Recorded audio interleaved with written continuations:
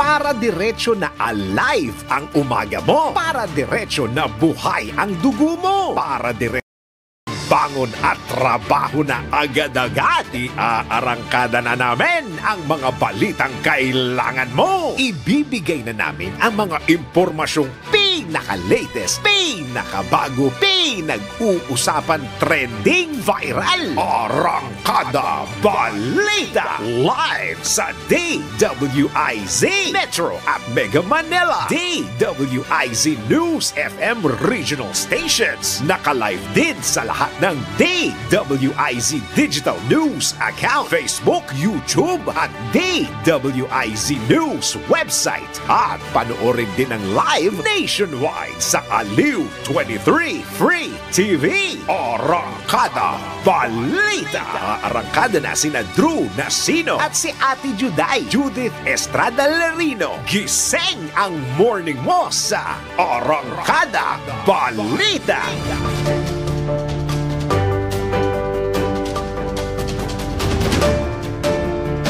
Sa oras na 5 sandali, makalipas po ang alas 5 na ng morning. Buong araw na ito ng Martes, Abril 23, 2024. Silipin na po natin ang mga umaarangkada ang ulo ng mga balita. Arangkada Balita. Panibagong taas singil sa kuryente. Nakaumang na naman ayon sa ERC. Arangkada Balita. 45 degrees Celsius na heat index. Posible raw maitala sa dalawang lugar sa bansa ngayong araw na ito. Arangkada Balita. Siyam na kasunduan nilagdaan sa pagitan ng Pilipinas at Qatar. Arangkada Balita. Balita sa ibayong dagat, 4 katao patay habang 10 iba pa nawawala sa pagragasa ng malakas na ulan dyan sa China. Arangkada Balita. Sa sports, Pinoy runners bumida sa ultramarathon race sa Italia. Arangkada Balita. Sa balitang showbiz, nako para dun sa mga fans at nag-aalala ha, dito kay JK Labajo, matapos nga daw madapa sa stage. Okay lang ba siya? Arangkada Balita. Sa viral, dalawang hindi magkakilalang bata na nagbanding sa Boracay noon, nag-reunion ngayon. Drew Nasino at si Ate Juday. Arangkada Balita. Sa magandang morning sa Visayas, Mindanao, Mega Manila, sa buong bansa, sa buong mundo ngayong araw na ito ng Martes. Kami po ang inyong makakasama dito pa rin po sa MP Lamay Todong Lakas, DWIC 882 at Aliw Channel 23. Ako po ang inyong lingkod, Judith Estrada Lerino. At Drew Nasino. Arangkada Balita. At sa umarangkada ang mga balita ngayong araw na ito, asahan na ang panibagong dagdag singil sa kuryente. Sa mga susunod pa na buwan at sa mga susunod na bayarin. Sa gitna po ito ng mataas na demand sa kuryente ngayong pong tag-init. Ito ang kinumpirma ng Energy Regulatory Commission matapos ng pagganahin na ang mas mahal. Bakit yung kasi ang pinagana ninyo? Mas mahal na planta. Sa gitna nga ng serye ng red at yellow alert sa status sa Luzon at Visayas grids noong nakarang linggo. Kaugnay nito, tumanggi muna si ERC Chairperson Attorney Mona Lisa de Malanda na ihayag o magkano ang itataas ng singil dahil patuloy pa nila itong kinakalkula. Samantala, bagaman normal naman na ang sitwasyon ng Luzon at Visayas grid kahapon, iniimbestiga na rin ng ERC ang ilang planta, lalo yung mga nagpatupad ng forced outage. Arangkada Balita. Naniniwala naman ang DOST, Department of Science and Technology, Philippine Nuclear Research Institute, na may iwasan sana ang pagnipis daw po ng supply ng kuryente kung idadagdag ang nuclear power sa electricity mix ng Pilipinas. Ayon kay DOST PNRI Director Carlo Arcilia, Kung may halo ang kuryente ng 20 hanggang 30% ng nuclear energy, hindi maisa sa ilalim sa red at yellow alert status ang Luzon grid, gayon din ang Visayas grid. Paliwanag ni Director Arcilia, hindi masyadong depende sa panahon ang kuryente kapag ginawa ito. Matatanda ang inanunsyo nga ni Pangulong Ferdinand Bongbong Marcos Jr. noong Nobyembre na target ng Pilipinas na ihalo ang nuclear energy sa kuryente sa 2032. Arangkada Balita! Samantala, tanggap tayo ng pagulat mula sa labas ng impilan, 45 degrees Celsius na heat index. Grabe naman ito. Sakit sa ulo niyan. Actually, kahapon nga, masakit na talaga sa ulo eh. Sobra, no? Yung mga bandang alas 3. Oo, alas 3. Masikat masyado. Yung alauna, yan yung matindi. Kaya nga nagmahabang manggas tayo, tsaka Tama. sunblock. Yun. Mag-sunblock ho kayo. Masakit din sa balat yun, ha? Oo naman. Pero eto ho mag-iingat ho kayo mga senior citizen. Mga may karamdaman, 45 degrees Celsius na heat index, posibleng maitala sa 2 lugar sa bansa ngayon pong araw. Alamin natin kung saan yan, buhat kay Patrol 30, Jelly Mendez. 2 lugar sa bansa ang posibleng makaranas ng pinakamataas na heat index ngayong araw. Batay ito sa forecast ng Pag-asa na inaasahang maitatala ang pinakamainit na panahon sa Rojas City, Capiz at sa Zamboanga City, Zamboanga del Sur. Ayon sa Weather State Bureau, 25 lugar ang makararanas ng mataas na heat index, kabilang na ang 2 nabanggit na lugar. Aabot naman sa 44 degrees Celsius na heat index o antas ng temperatura ang Dagupan City, Pangasinan, Puerto Princesa City at Aborlan sa Palawan, Virac, Catanduanes at ang Pili, Camarines Sur. 43 degrees Celsius naman sa bahagi ng Muñoz sa Nueva Ecija, Sangli Point sa Cavite, San Jose Occidental, Mindoro, Iloilo City sa Iloilo at sa Giwan Eastern, kasama din ang Dipolog, Zamboanga del Norte, Cotabato City, Maguindanao at ang Butuan City sa Agusan del Norte, habang naitala naman ang 42 degrees Celsius sa 10 pang lalawigan. Ayon sa Pag-asa, itinuturing na dangerous level ang mataas na heat index kaya kinakailangan ng agarang extreme caution. Nanawagan sa publiko ang Pag-asa na limitahan lang ang aktibidad sa labas ng bahay, iwasan ang matagal na pagkababad sa init ng araw, uminom ng maraming tubig, magsuot ng preskong damit upang maibsan din ang epekto ng mainit na panahon. Ito si Patrol 30 Jelly Mendez nag-uulat para sa impilang metodong lakas sa DWIZ. Nagbabalita ng tama, naglilingkod ng tama. Kapag may bagong balita, naka-on air agad-agad DWIZ Patrol Report. Samantala, sa oras na alas 5:12 ng umaga, 6 katao ang patay dahil sa tumitinding init ng panahon bunsod naman ang El Niño phenomenon sa bansa. Ito naman ay batay sa naitala ng Department of Health na mula sa 34 na kaso ng heat-related illnesses o may kaugnayan sa matinding init ng panahon.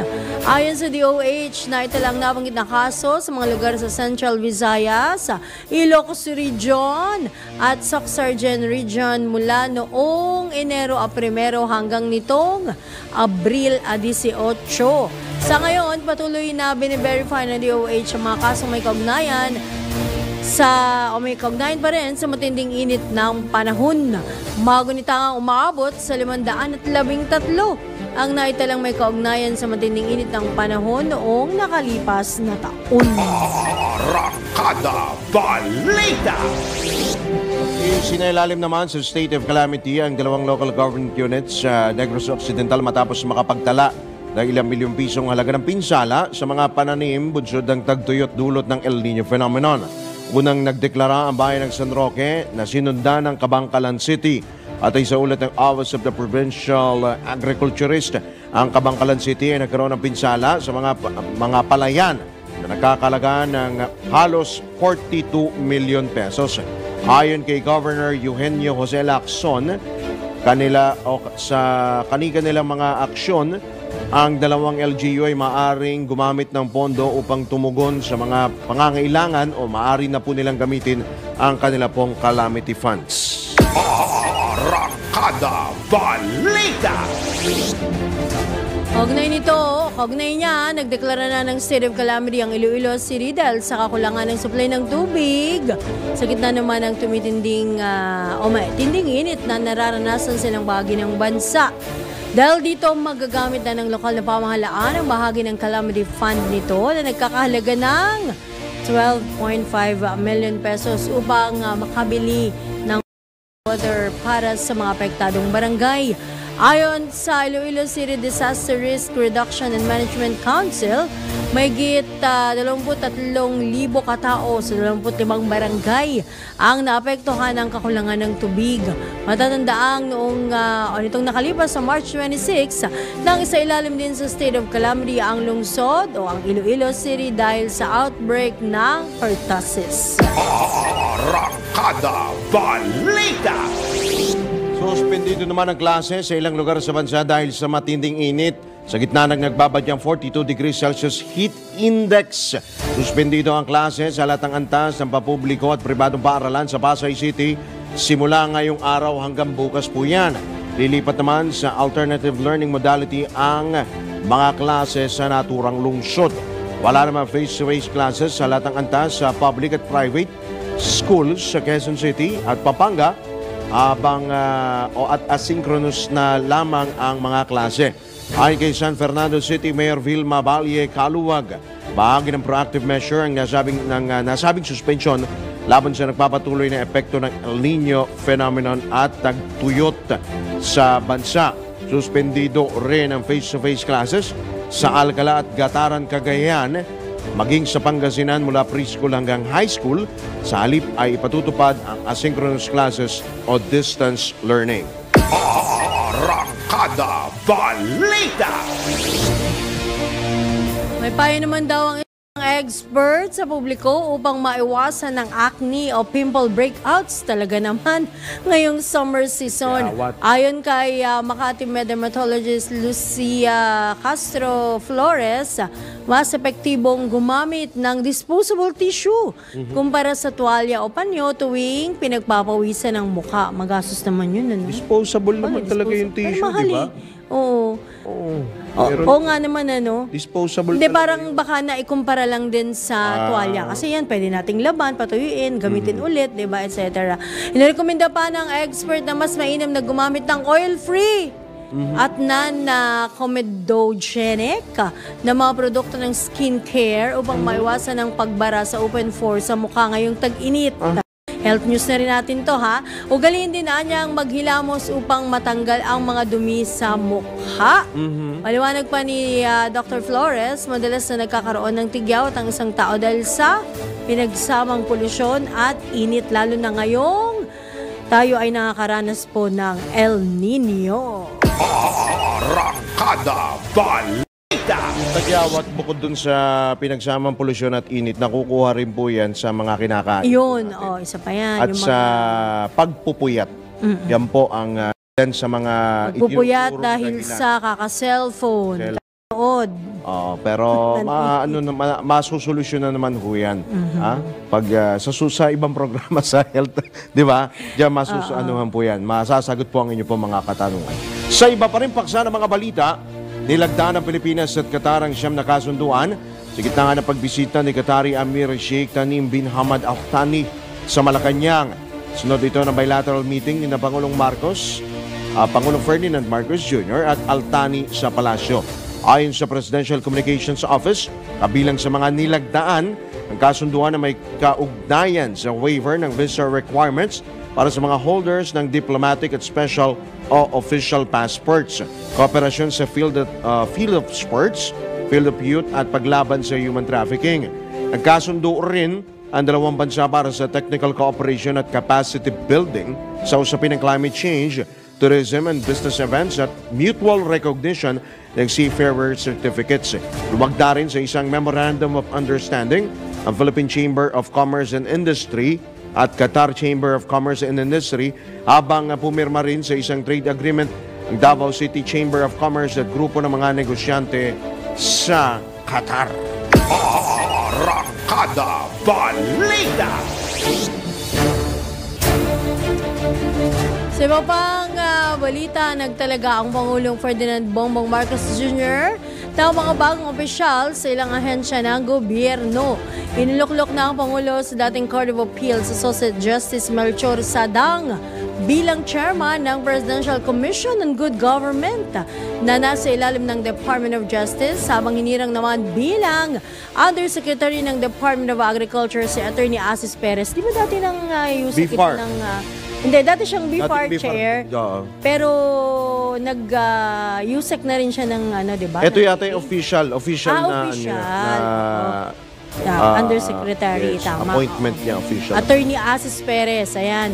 Itinalaga naman sina Charlito Martin Mendoza at Dominic Velasquez bilang undersecretaries ng Department of Finance, habang inilagay si Ethel Agnes Valenzuela bilang Commissioner ng Commission on Higher Education.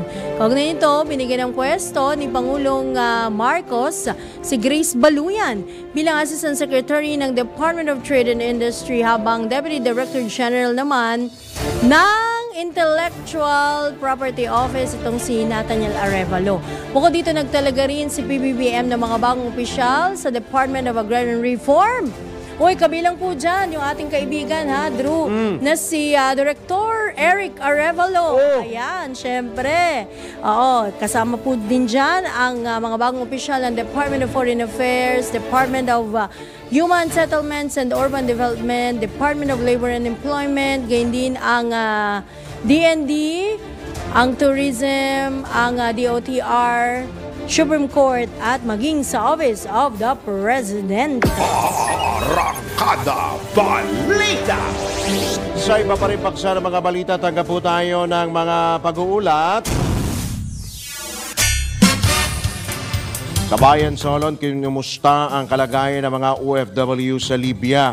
Detalye ihahatid ni Patrol 11 Dina Nolasco. Inalam ni Kabayan Party List Representative Bronsalo ang kalagayan at kapakanan ng mga overseas Filipino workers o OFWs sa kanyang pinangunahang congressional mission sa Tripoli, Libya, na layong alamin ang karapatan at proteksyon ng mga OFWs doon. Alinsunod na rin ito sa imbitasyon ni Alhadi Al-Makuri, Undersecretary for Employment Affairs ng Libyan Ministry of Labor and Rehabilitation, upang matalakay ang mga oportunidad sa trabaho para sa mga Pilipino at makita kung kailangan pang ipagpatuloy ang umiiral na deployment ban ng Pilipinas sa Libya noon pang 2019. Ito ay sa gitna ng mga sigalot na nangyayari sa Middle East, kung saan maraming mga Pilipino ang nagtatrabaho at naninirahan doon, at sa gitna na rin ng patuloy na paghahanap ng mga manggagawa ng Libya para sa kanilang mga kumpanya ng langis, paaralan, construction firms at iba pa. Ayon kay Sano, magisilbi ang naturang misyon upang matalakay ang mga panukala upang matukoy at mapalawak ang oportunidad sa trabaho para sa mga Pilipino na nais magtrabaho sa Libya, at matiyak ang mga polisiya ay nakaangkla sa kanilang interes, partikular sa kanilang proteksyon, kapakanan at karapatan. Ito si Patrol 11 Tina Nolasco para sa impilang may todong lakas ni WIZ, nagbabalita ng tama, naglilingkod ng tama. Kapag may bagong balita, naka-on-air agad-agad DWIZ Patrol Report! Sandali mga kaibigan, ko muna tayo kuha din tayo ng report mula po sa ating Metro Patrol reporters. Alamin natin ang latest na mula dyan sa Navotas. Sa pamamagitan po yan ni Mama Beth Samson. Mama Beth, good morning! Good morning! Naisilbi ang warrant of arrest sa isang most wanted person na nakakulong mismo sa loob ng Navotas City Police Station Custodial Facility sa M. Naval Street, Barangay Sipak, Almacen, Navotas. Kinilala ni Navotas Police Chief Police Colonel Mario Cortez ang akusado bilang si alias Arnold 39, construction worker ng Pasinaya, Naik, Cavite. Bitbit ang warrant of arrest ng mga operatiba ng Warrant and Subpoena Section ng Navotas City Police Station alas 11:20 ng gabi. Ito ay inisyu ni Honorable Benjamin Antonio, Presiding Judge ng National Capital Judicial Region, RTC Branch 170, Malabon City noong September 17, 2004 sa krimeng frustrated murder. Maaaring magpiyansa ang akusado ng halagang 200,000 piso kapalit ng kanyang pansamantalaang kalayaan. Ito ay bahagi ng simultaneous anti-criminality law Enforcement Operation o SACLEO ng PNP. Ako, si Metro Patrol Beth Samson para sa Himpilang Metodong Lakas, DWIZ. Nagbabalita ng tama, naglilingkod ng tama. Arangkada Balita! Samantala, cancer at dialysis patients, para ho ito sa mga meron pong mga sakit, lalo po yung mga matagal na pong iniinda, matagal na pong nagda-dialysis, mga may cancer. Alam niyo ho ba, nakasama yan sa medical assistance ng PCSO? Narito po ang report.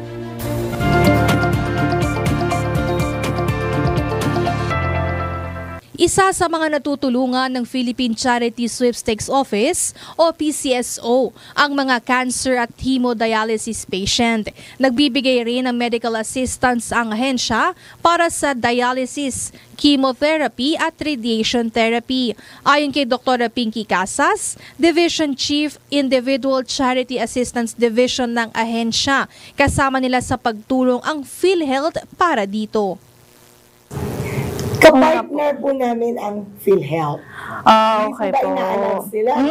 Meron Tataas. kami 156. Yes. So kami po ay pampuno. Dialysis po namin, pwede kayong mag-avail 6 times a year. Okay. Pero kung chemotherapy po, Yes. cancer, Oo. hanggang 6 na beses po. Sa isang taon. At mula sa PCSO, yan ang report na hindi umuurong sa pagtulong. Main Bereto, nagbabalita ng tama, naglilingkod ng tama. Arangkada Balita! Magbabalik po ang iba pang malalaki at mainit na mga balita dito pa rin sa Arangkada Balita ngayong araw ng Tuesday. Makalipas po yan ng ilang paalalatang oras. Time check, 5:26 na ng umaga. Arangkada Balita! Alright, tayo po ay nasa ikalawang bahagi na po ng Arangkada Balita sa oras na alas 5:34 na ng morning. Tayo po ay tumanggap po ng update o tumanggap po tayo ng opinion, reaksyon kaugnay po dito sa inilabas na Administrative Order number 20 na magpapaluwag sa mga import policies po ng mga agricultural products, kabilang po ang asukal. Talagang magpapaluwag yan. Magpapaluwag ba talaga? O sino lang ba ang makikinabang? Sino lamang ho ba ang mga talagang dapat na makinabang ho dito sa kautusan po na ito? Ang mga traders ba o ang mga consumer? Ang madla. Ito, dahil nga po kasama po sa klaw po ng AO20 ang asukal. Na sa kabilang linya po natin ng komunikasyon ang Pangulo ng United Producers Federation of the Philippines, UNIFED, si Ginoong Manuel Manolet Lamata. Sir Manolet, good morning po. Welcome po muli sa DWIZ LU23. Drew Nasino po at Judith Estrada Larino. Hi, Sir Drew and Ma'am Julie. Opo. Good morning. Kumusta po, Sir Manolet, at welcome po muli sa DWIZ. Nabalitaan nyo na ho ba itong AO20, itong Administrative Order number 20, at kabilang po sa mga saklaw nito pong kautusan na ito ay ang pagluluwag sa pag-i-import po ng asukal. Anong reaksyon nyo ho rito, Sir Manolet? Well, sa pag-intindi ko, nabasa ko rin yung administrative order. Sa base ko lang na yung presidente natin, mahal na Pangulo Ferdinand Marcos, maki-farmers, makitulong sa agrikultura. Hindi ako naglagay ng malisya sa administrative order para siguro ang ginawa dito to enhance and to hasten yung mga agricultural products. Hindi lang asukal per se na iangkat, no? But rather machineries. Kailangan natin ng mga bomba sa tubig, mga traktora, mga implements. Lahat yan, wala na tayong ginagawa dito na local, mga harvester. Lahat yan ang ginagawa sa labas ng bansa.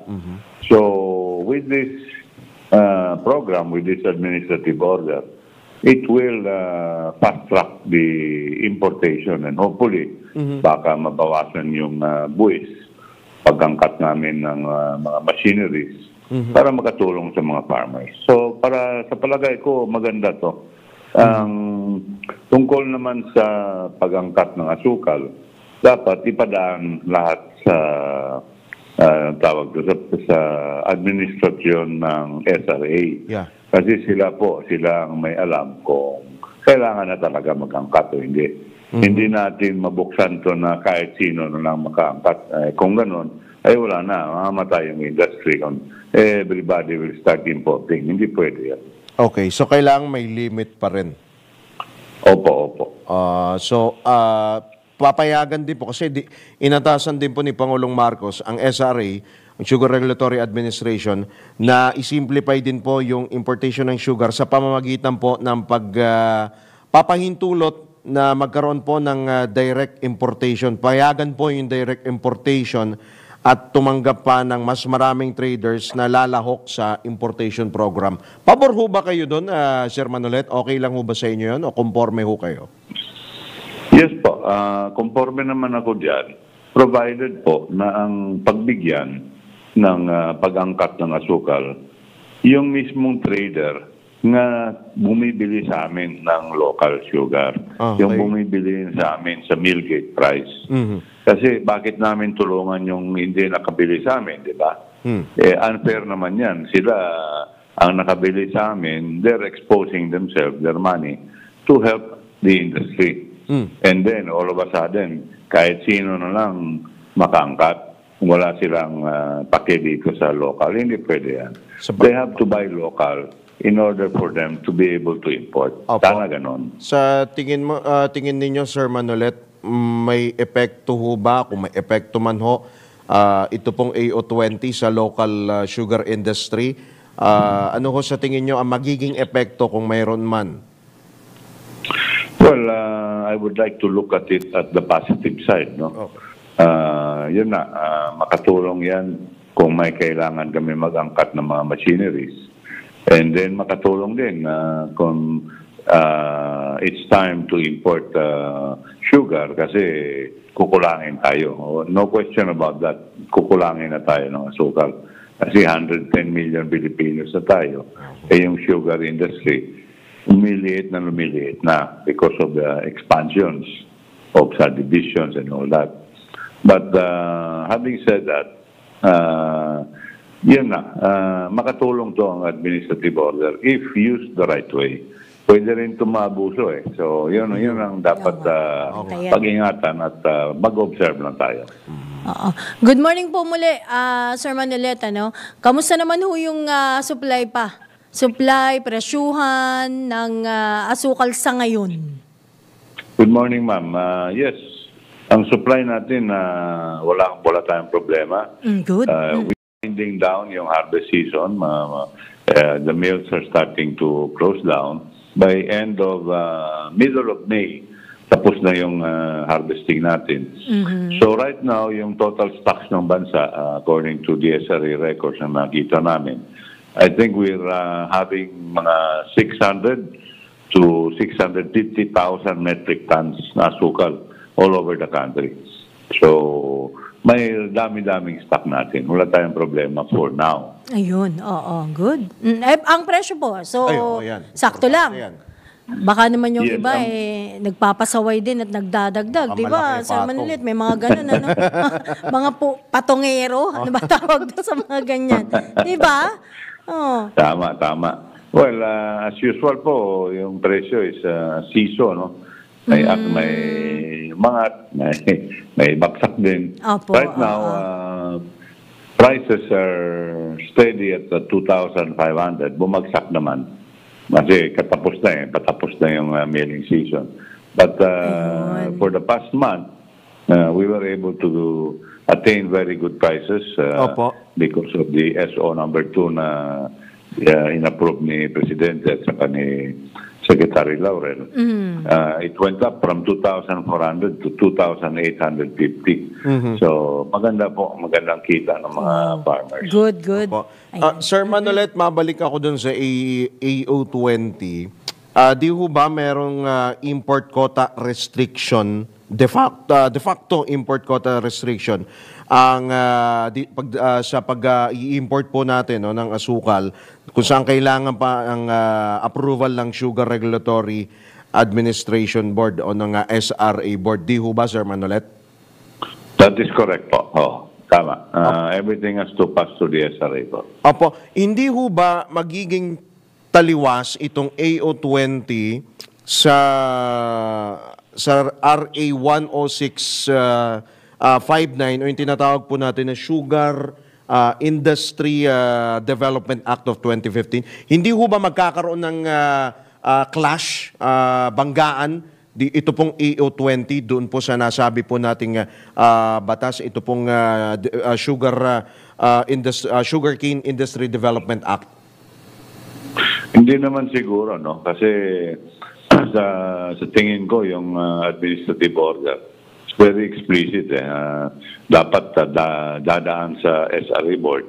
And of course, under the auspices of Secretary Laurel, yung DA. So, pag-usapan pa rin. Pag-usapan pa rin. And definitely, with the intervention of the sugar industry, yung mga players, dapat may mga consultation at lahat yan. So I think this is for the good po. So magkakaroon pa kayo ng mga consultation, iko-konsulta pa ho kayo, Sir Manolet. Hindi basta-basta ilalarga agad yung AO20 na yan, Sir Manolet. Hindi po. Pag-ingatan natin yan. We have to scrutinize everything and we have to be on guard. Alam mo naman na maganda yung ginagawa ni Presidente, pero pwede rin maabuso ng sa ilalim. Opo, yun, natumbok ho ninyo. Kasi dito, habang binabasa ho natin ito pong AO20, napansin ko lamang ho pa, tila baga tinatanggalan ho ng kapangyarihan or ng oversight function ang SRA o yung sabihin natin, kasi kasama din ng isda, BFAR, tila baga tinatanggalan sila ng kapangyarihan oversight function dito sa AO20 na ito na inilabas po, Sir Manolet. Yun ang pag-ingatan natin. Yun ang ayaw namin. Hindi pwede na lalampasin nila yung SRA. Kasi SRA po is the one who is regulating. Silang may alam kung kailangan tayo magangkat, kung hindi. Silang may alam. So anybody who superpasses that is not in the know. Ibang usapan na yan. Ibang biyahe na yan ang gagawin yan. So yun ang pag-ingatan natin. Alright. Baka meron pa ho kayong apela, panawagan sa gobyerno, sa publiko po, Sir Manolet. And of course, Department of Agriculture na rin, Sir Manolet. Opo, sa ginoong Secretary Laurel, baka makatulong kayo po, magbigay ng ayuda dito sa amin sa province. Kasi panawagan ako po sa gobernador namin dito, si Governor Bong Lacson, si Vice Governor Jeffrey at saka yung mga board members na bumibili na mag-declare ng calamity sa Negros, buong island, sa Negros Occidental. Kasi gusto namin magbili na sila ng eroplano, sariling eroplano yung aming local government para maggawa ng rainmaking. Kami na dito. Cloud seeding. Yes, cloud seeding po, cloud seeding. That's the right word. Hindi na kami maghintay kahit sino mag-iida. Kami na lang. We can also do it. So, simple lang yan. Bibili lang na ng eroplano. Lagyan na ng mga chemicals. So, yun ang panawagan namin. Kung pwede po, makatulong din. Mag-hati-hati sila, hati-hati ng budget yan. Okay. So, matindi ho ang epekto sa inyo ng El Nino, Sir Manolet? Grabe po, grabe ngayon. Terrible. As in, I've never seen it in all my experience in sugar farming po. Literally, sugarcane is dying. It's already dead. Talagang patay talaga. So hopefully ay malampasan ng industriya at ng agriculture sector yung kinakarap ho natin na El Nino phenomenon.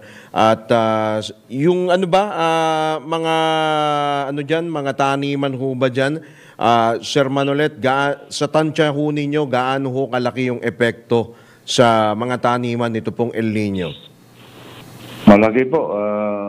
If I'm not mistaken, yung area covered by sugarcane dito sa Negros Island is somewhere between 250 to 280,000 hectares. So, very safe to say po, kalahati. Over 100,000 hectares po. Patay na po. Talagang masama to. Masama talaga. Alright, nako, sige po. Marami pong salamat, Sir Manolet, at magandang umaga po. Mag-iingat po kayo. Salamat po sa inyo. Ingat po kayo. Thank you, Sir. Good morning. Thank you po. Ingat po kayo. Salamat. Alright. Good morning po. Good morning, si Ginoong Manuel Manolet Lamata, ang Pangulo po ng United Sugar Producers Federation of the Philippines o UNIFED. Magbabalik po muli ang Arangkada Balita makalipas lamang ilang mga paalala ang oras. Eto, sa lahat ng mga kumakain ho ng lugaw, magbigay naman ho kayo, 12 minuto na lamang bago sumapit ang ganap na 6. Arangkada Balita! Tayo po ay tumanggap pa ng ilang pag-uulat mula sa labas ng impilan.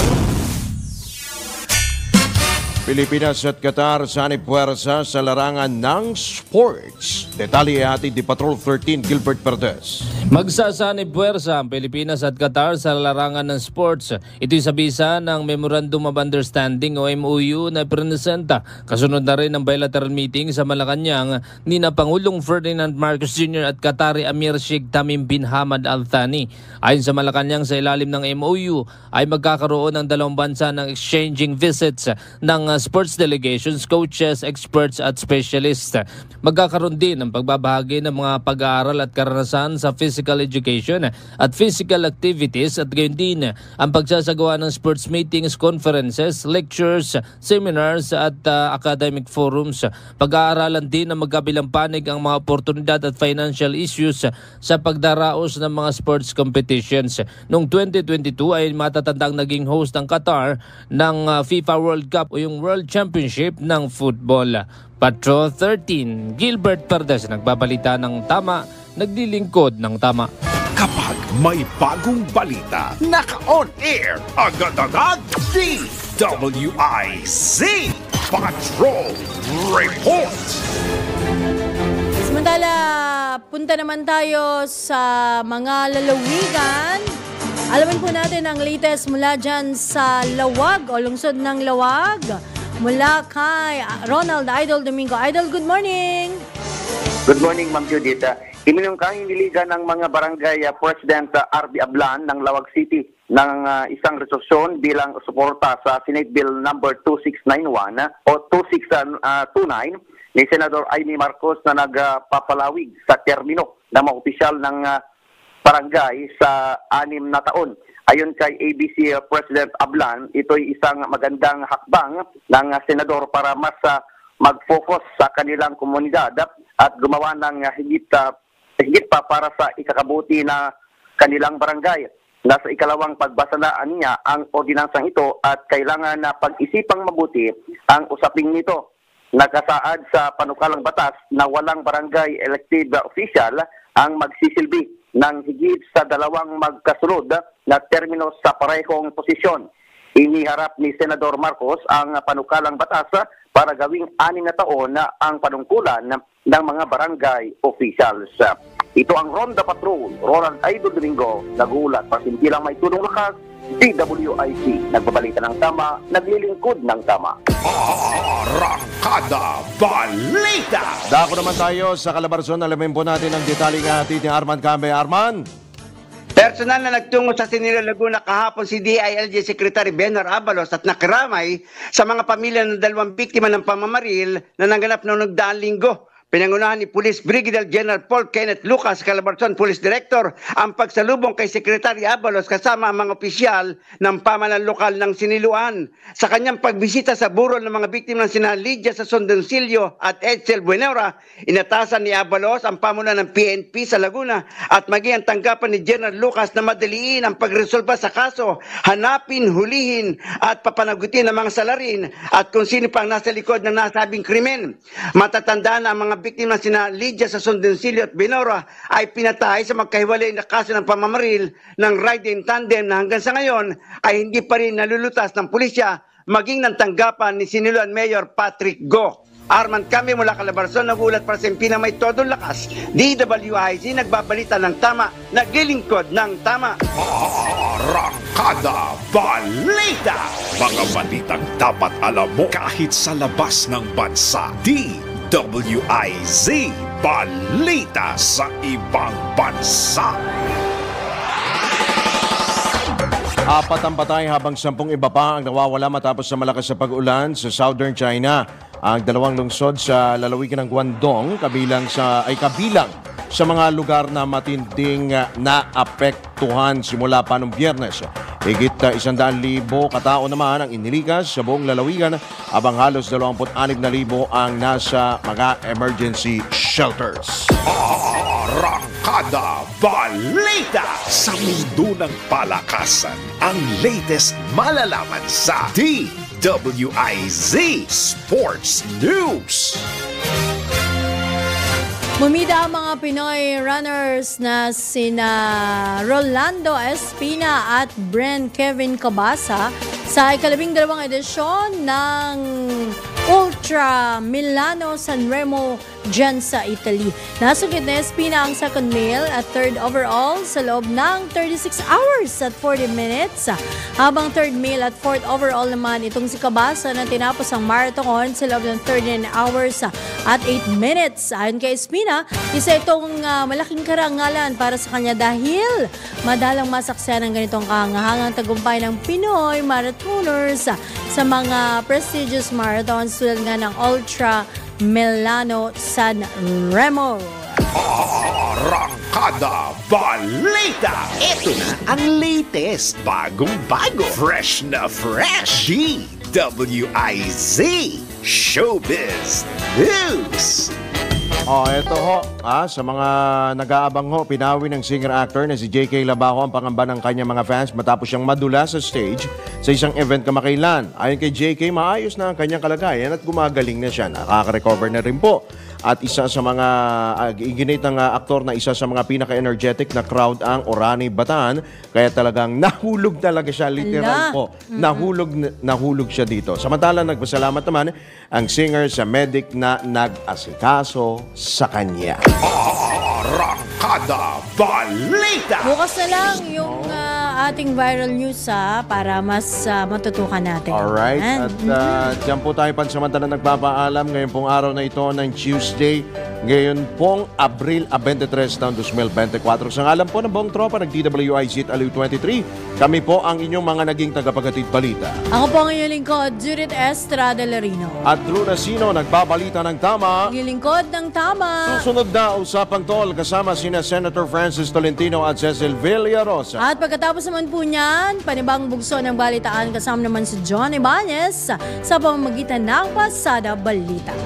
Bye! Para diretso na alive ang umaga mo. Para diretso na buhay ang dugo mo. Para diretso na ang bangon at trabaho na agad-agad. Iarangkada na namin ang mga balitang kailangan mo. Ibibigay na namin ang mga impormasyong pinaka-latest, pinakabago, pinag-uusapan, trending, viral. Arangkada Balita live sa DWIZ Metro at Mega Manila. DWIZ News FM regional stations. Naka-live din sa lahat ng DWIZ Digital News account, Facebook, YouTube at DWIZ News website. At panoorin din ang live nation nationwide sa Aliw 23 Free TV. Arangkada Balita. Arangkada na sina Drew Nasino at si Ate Juday, Judith Estrada Lerino. Gising ang morning mo sa Arangkada Balita. Live araw-araw, Monday to Friday, 5 a.m.